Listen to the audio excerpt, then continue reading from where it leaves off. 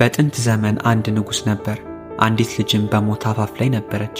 በበሽታ አይደለም፣ በመርዝም አይደለም፣ ነገር ግን በውስጧ ባለ ሕያው ነገር ከይሲ በሰውነቷ ጥልቅ ክፍል ውስጥ የተሸሸገ ቀስ እያለ ከውስጥ የሚበላት። ታላላቅ ባለመድኃኒቶች ተሸነፉ፣ ወርቅ ሊያድናት አልቻለም። ተስፋ በጠፋበት በዚያ ቅጽበት የእግዚአብሔር ሰው ታየ። በፈረስ አልመጣም፣ በመርከብም አልመጣም፣ በደመና ተጭኖ ከሰማይ መጣ እንጂ። ይህ የቅዱስ ዮሐንስና የወንድሙ ልጅ የስምዖን ታሪክ ነው። መንግሥትን ያናወጠው ያ አስፈሪ ተአምር። በመርባስ ምድር አንድ ሰውና ሚስቱ ይኖሩ ነበር። ሁሉ ነገር ነበራቸው ከአንድ ነገር በቀር ልጅ። ዓመታት አለፉ። በቤታቸው ውስጥ ያለው ዝምታም እየከበደ ሄደ። አባትየውም ወደ እግዚአብሔር ዞረ። በለቅሶም እንዲህ ብሎ ጸለየ። ልጅ ከሰጠኸኝ መልሼ ለአንተ ሰጠዋለሁ። በዘመኑ ሁሉ አንተን እንዲያገለግል ተሳልኩ። በአንድ ሌሊት እንቅልፍ በወሰደው ጊዜ አንድ ቅዱስ በራእይ ተገለጠለት። መጥምቁ ዮሐንስ ነበር። እንዲህም አለው፣ ጸሎትህ ተሰምቷል፣ እግዚአብሔር ልጅ ይሰጥሃል።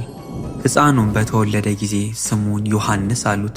ከትንሽነቱ ጀምሮ አንድ የተለየ ነገር ይታይበት ነበር። በ12 ዓመቱ አባቱ የእረኞች አለቃ አደረገው። በየቀኑ ለመንገዱ የሚሆን እንጀራ ይሰጠው ነበር።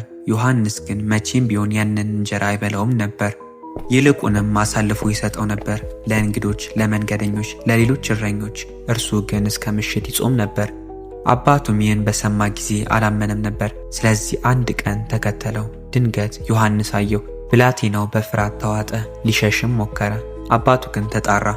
ቁም፣ የዛሬውን ምሳህን አሳየኝ። ዮሐንስ አመነታ። ከዚያም በዝምታ እንዲህ አለ፣ ወደ መጠለያው ግባና እይ። አባትየው ወደ ውስጥ ገባ። ድንገት ደነገጠ። ዳቦ የነበረበት ቅርጫት አሁን በትኩስ እንጀራ ተሞልቷል፣ ገና አሁን እንደተጋገረ። በዚያች ቀን ተረዱ የእግዚአብሔር እጅ በልጃቸው ላይ እንደሆነ። ከእንግዲህ ወደ ሜዳ አላኩትም፣ ይልቁንም ለቤተ ክርስቲያን ሰጡት። በእውቀት ብቻ ሳይሆን በቅድስናም አደገ። በ18 ዓመቱ ቅስና ተሾመ። የአባቱ ወንድም ልጅ ስምዖንም ሁሉን ትቶ ተከተለው። ከዚያም ተአምራት ተጀመሩ። ሕሙማን ወደ እርሱ ይመጡ ነበር። በዘይት ላይ ይጸልይ ነበር፣ ይቀባቸው ነበር። ወዲያውኑም ይፈወሱ ነበር። ዕውሮች አዩ፣ የተሰበሩት ዳኑ። የሰዎች ምስጢር እንኳ በፊቱ ይገለጥ ነበር። በኃጢአት የሚኖሩትም የሚንቀጠቀጡ ነበር፣ ምክንያቱም ለንስሐ ይጠራቸው ነበርና። አንድ ቀን አንድ የንጉሥ ጭፍራ ከአንዲት መበለት ላይ ገብስ ቀማ፣ ለፈረሱም አበላው። መበለቲቱ አለቀሰች፣ ወደ ቅዱሱም መጣች። ዮሐንስ ሰውየውን ገሰጸው። ወዲያውኑም ፈረሱ ወደቀ፣ ሞተም። ሌላ ጊዜ ደግሞ አንድ አገልጋይ አንድ ዓይኑ ታወረ። በፊቱ ቆመ። ዮሐንስ ጸለየ፣ በቅጽበትም ዓይኑ በራለት። ወሬውም በየቦታው ተሰማ፣ በየከተማው በየመንግስቱ። ተስፋ የቆረጠ ንጉሥ ጆሮ እስኪደርስ ድረስ። ንጉሥ ማርያኖስ አንዲት ሴት ልጅ ነበረችው። እርሷም በሞት አፋፍ ላይ ነበረች። በበሽታ አልነበረም፣ ነገር ግን አንድ ከይሲ ወደ ሆዷ ስለገባ ነበር። በውስጧ ይገላበጥ ነበር። የማይቻል ስቃይ ያደርስባት ነበር። ሌሊቱን ሙሉ ትጮህ ነበር። ሰውነቷም ከቀን ወደ ቀን እየደከመ ሄደ። ንጉሡ ሀብቱን ጨረሰ፣ ባለመድኃኒቶች ሁሉ ጠራ። ማንም ግን ሊረዳት አልቻለም። ከዚያም ስለ ቅዱሱ ሰማ። እንዲህም አለ፣ ወደ እኔ አምጡት። ነገር ግን አንድም ወታደር ሳይንቀሳቀስ አንድ ነገር ሆነ። በሩቅ ቦታ ዮሐንስ ራሱን ቀና አደረገ።